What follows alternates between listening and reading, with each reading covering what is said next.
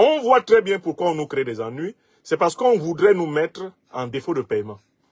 On voudrait créer des crises salariales au Niger, au Burkina Faso et au Mali, espérant que ces crises vont provoquer des remous sociaux, que ces remous sociaux vont provoquer une révolte populaire et que cette révolte populaire va faire tomber les régimes révolutionnaires panafricanistes qui ont délogé l'armée néocoloniale française, qui sont en train de déloger les entreprises multinationales néocoloniales françaises et qui sont à l'origine du regain d'énergie souverainiste dans le continent.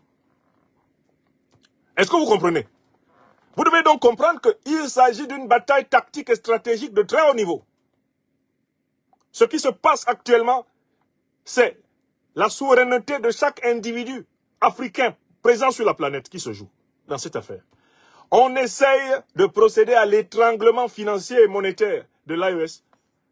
On essaye d'étouffer dans l'œuf le projet avancé de l'AES de se doter de sa propre monnaie, en la précipitant dans une crise financière monétaire aiguë qui aurait pour effet de provoquer un désaveu des populations.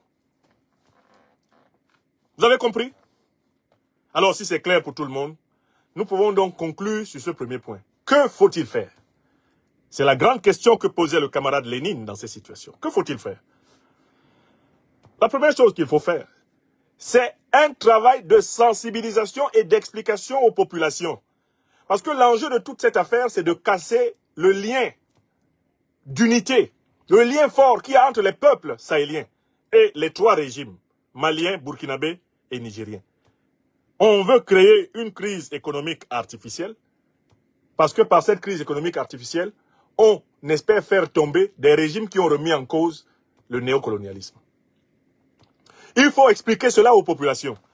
Depuis les paysans des campagnes, les ménagères de tous les marchés, les hommes d'affaires des petites et moyennes entreprises, les hommes d'affaires des grandes entreprises, il faut l'expliquer aux banques, il faut l'expliquer aux enfants, aux adolescents, il faut l'expliquer aux étudiants, il faut l'expliquer aux syndicalistes, il faut l'expliquer aux corporations de tous les métiers, il faut l'expliquer aux opinions africaines. Il ne faut pas laisser cette crise-là se dérouler en off.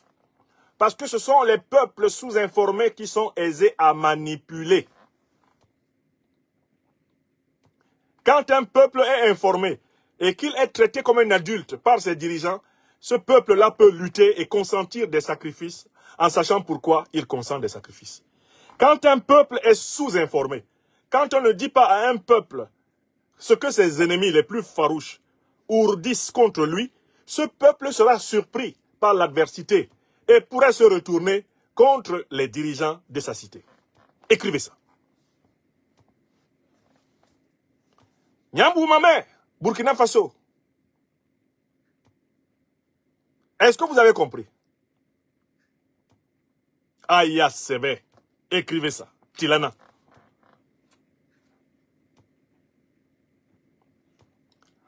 Aya Mewa. Est-ce que vous avez compris? Très bien. Donc, nous avons un premier devoir, c'est l'éducation populaire. Ne laissons pas les peuples à un niveau d'information bas. N'ayons pas peur d'expliquer les enjeux au peuple. Ce que font déjà très bien les dirigeants sahéliens. On doit redoubler d'ardeur dans la campagne de sensibilisation et d'explication. Ça, c'est le premier point. Deuxième point fondamental, il faut renforcer l'appareil sécuritaire. Car le néocolonialisme français, l'impérialisme occidental et moyen-oriental n'utilise pas seulement l'outil monétaire et financier pour persécuter les mouvements de libération en Afrique. Ils utilisent ouvertement l'outil militaire à travers les mercenaires. Pendant très longtemps, ça a été les coups d'État. Pendant très longtemps, ça a été l'instrumentalisation des ethnies africaines pour les jeter les unes contre les autres. Pendant très longtemps, ça a été l'instrumentalisation des religions en Afrique pour jeter une communauté religieuse contre l'autre et fragiliser le pays. Pendant très longtemps, ça a même été l'instrumentalisation de leur soi-disant démocratie, qui consiste à tout faire pour que les partis politiques soient mono-ethniques, que chaque parti politique soit représentant d'un groupuscule ethnique, de telle façon qu'il n'y ait pas dans le pays une formation politique qui incarne l'intérêt général. Maintenant, ils ont choisi d'utiliser des terroristes qu'ils financent, qu'ils déguisent derrière le concept de djihadiste pour maintenir ces pays à feu et à sang et empêcher les dirigeants panafricanistes révolutionnaires d'accomplir le programme trilogique qui a été magnifiquement exprimé par le Mali. Défense de la souveraineté, défense de la liberté de choix stratégique des partenaires internationaux, défense des intérêts vitaux. Donc, deuxième élément important, continuer de renforcer la puissance sécuritaire de l'AES. Continuer de mettre fin aux groupes terroristes. Réduire l'espérance de vie des terroristes à la durée de vie d'une mouche. Les mouches vivent entre 11 et 15 jours. Un terroriste ne doit pas avoir, dès qu'il commence une carrière terroriste, il ne doit pas avoir une espérance de vie supérieure à celle d'une mouche au Sahel. Et en Afrique en général. Ça, c'est le deuxième point. Le troisième point, le troisième médicament à cette solution, c'est attiser et faire vivre la réflexion sur les solutions monétaires alternatives. Permettre au peuple de savoir ce qui va se passer quand on n'utilisera plus le franc CFA. Il faut montrer au peuple que l'élite au pouvoir sait ce qu'il faudra faire pour contourner les plans machiavéliques des défenseurs du néocolonialisme monétaire. Qu'est-ce qui va se passer quand on va dire terminer avec le franc CFA? Comment va-t-on combattre les tentatives de sabotage? Car ils vont tenter d'inonder l'espace sahélien avec de la fausse monnaie sahélienne qu'ils vont tout faire pour fabriquer. Ils vont tenter de créer des difficultés dans les transactions commerciales entre les pays sahéliens libérés du CFA et l'économie mondiale. On va mettre la pression sur les pays sahéliens en utilisant les outils traditionnels de la dette, que sont le FMI, la Banque mondiale, la Banque africaine soi-disant de développement. Toutes ces organisations qui tout d'un coup sont devenues très gentilles envers les pays de l'AES, qui leur accordent volontiers des crédits, elles vont se transformer en redoutables vengeresses. Et au motif de récupérer leurs crédits, elles vont se donner les moyens de financer la guerre en prétendant avoir été spoliées. Donc, le troisième cadran concomitant, c'est le cadran économique. Il faut se préparer à être capable d'acheter et de vendre sans passer par le CFA. Et cela doit être concrètement prêt. L'Afrique est capable d'acheter et de vendre sans passer par le CFA. Déjà, elle peut passer par l'étalon or et acheter et vendre ce dont elle a besoin. L'Afrique est capable d'acheter et de vendre sans le CFA. Elle est capable de se doter de sa propre monnaie et de se battre pour la protéger. Je vous rappelle que le premier élément de protection d'une monnaie, c'est la confiance de la population. Le deuxième élément de la protection d'une monnaie, c'est la puissance militaire, sécuritaire de l'État qui bat cette monnaie et qui a les moyens de punir dans son espace ceux qui tentent d'en violer l'intégrité. Le troisième élément fondamental de la vie, la vitalité d'une monnaie, c'est l'investissement, le crédit à l'économie. Mettre à la disposition des acteurs économiques les moyens de transformer les matières premières en produits finis, donc d'atteindre le plein emploi, d'élever le standard de vie des populations et d'arriver à la prospérité qu'on veut à tout prix empêcher les Africains de connaître.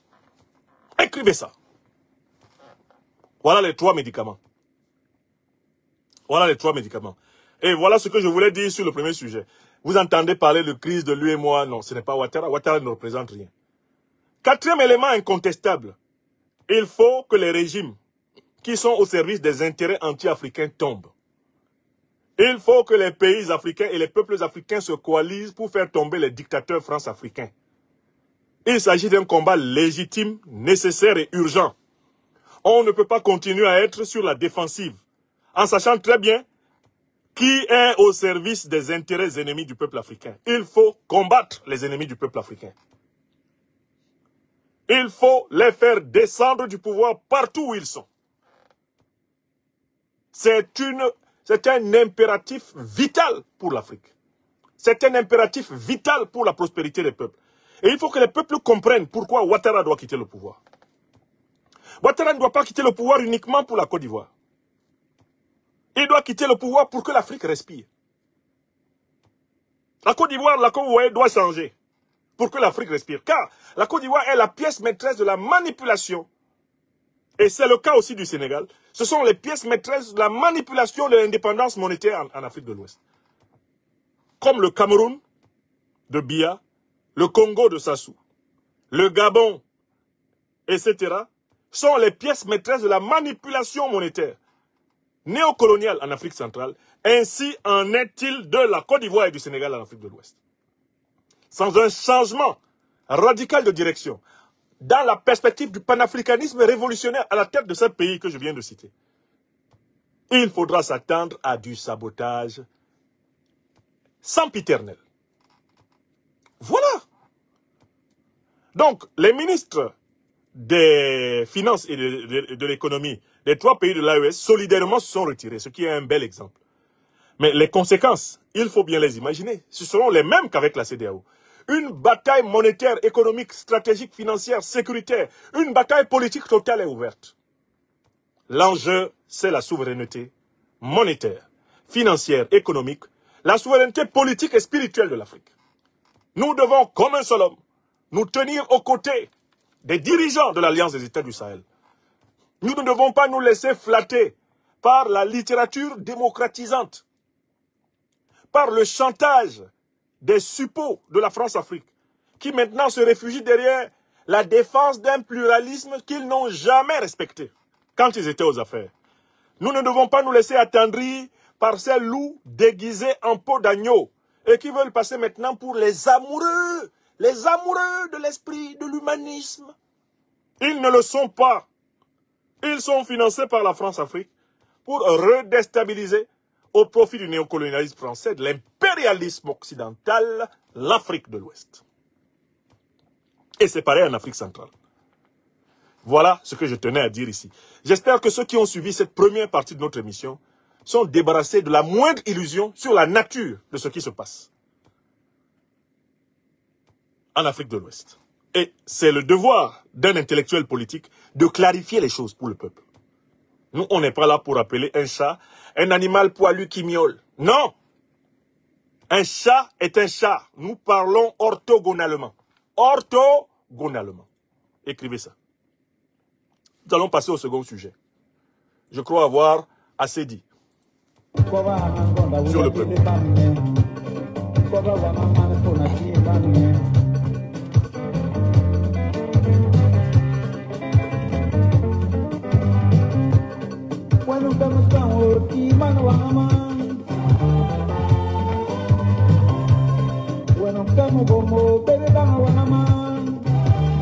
Camarade Adrien Kala, découpez déjà la première partie et mettez-la avec son titre à part.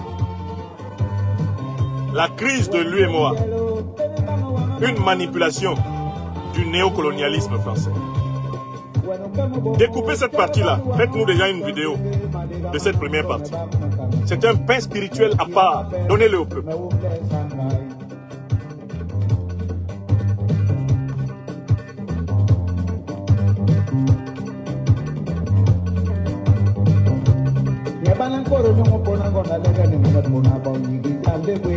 Gang, gang, gang, gang. Gang, gang, gang, gang. Gang, gang, gang, gang. Gang, gang, gang, gang.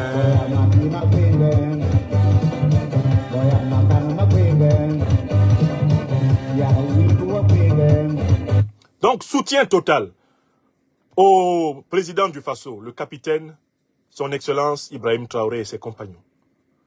Soutien total au Mali, à son Excellence le président de la République du Mali, le général d'armée Assimi Goïta. Soutien total au Niger, au président de la République du Niger, le général d'armée Abdourahmane Tiani, pour le juste combat qu'il mène. Toutes les Africaines et tous les Africains doués d'un esprit sain, S-A-I-N, un esprit sain, savent que la politique qu'il mène est celle qui rend gloire, dignité et justice à notre peuple. Et que c'est cette politique qui devra être menée partout dans ce continent pour mettre fin à l'arnaque des siècles. C'est cette politique que nous mènerons si Dieu nous confie un jour dans notre pays natal, le Cameroun, le pouvoir. C'est cette politique qu'avec nos camarades de Génération et Peuple Solidaire en Côte d'Ivoire, à la tête du mouvement de Génération et Peuple Solidaire, le président Guillaume Kibafori Soro, c'est cette politique que nous voyons affirmée par nos alliés ivoiriens du PPACI dirigé par l'ancien président de la République, Laurent Gbagbo. Politique de souveraineté totale du continent. Nous irons crânement vers cette politique, car c'est la seule qui nous permette de nous regarder un jour avec fierté dans le miroir et de transmettre un monde dans lequel les Africaines et les Africains sur tous les continents sont respectés. Vous avez compris? Deuxième sujet maintenant.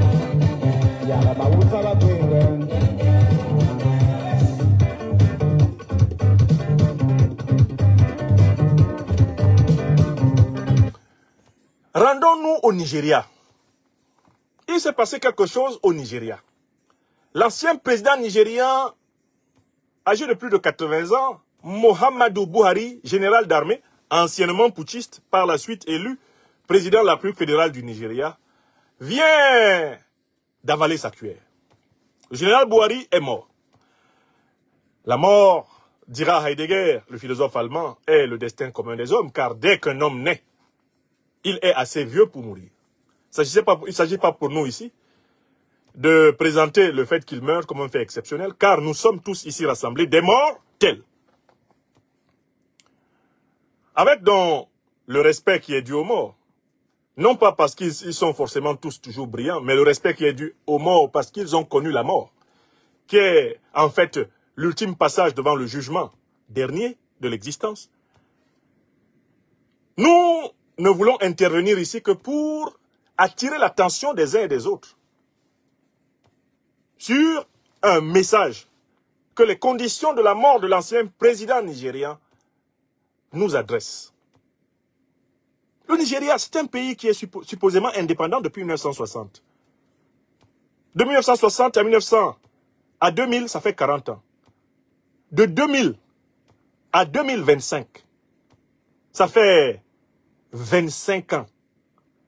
Ainsi, ça fait 65 ans que la République fédérale du Nigeria est supposée libérée du colonialisme britannique. Ce qui, moi, personnellement, me choque, c'est que ce pays qui est un géant pétrolier, l'un des États les plus bourrés d'hydrocarbures qui est sur cette terre, c'est un pays qui comporte en son sein des millions de millionnaires et des centaines de milliers de milliardaires. C'est un pays qui a une capacité d'investissement énorme. C'est un pays qui a des réserves de devises appréciables. C'est un pays qui a une démographie puissante. C'est un pays qui a une population industrieuse, laborieuse à l'extrême. Le Nigeria. On ne l'appelle pas faussement un géant d'Afrique.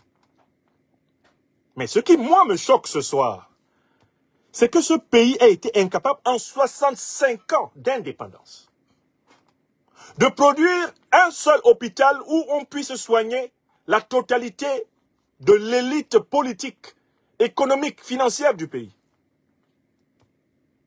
L'élite industrielle du pays, le pays d'Aliko Dangote, la plus grosse fortune au sud du Sahara.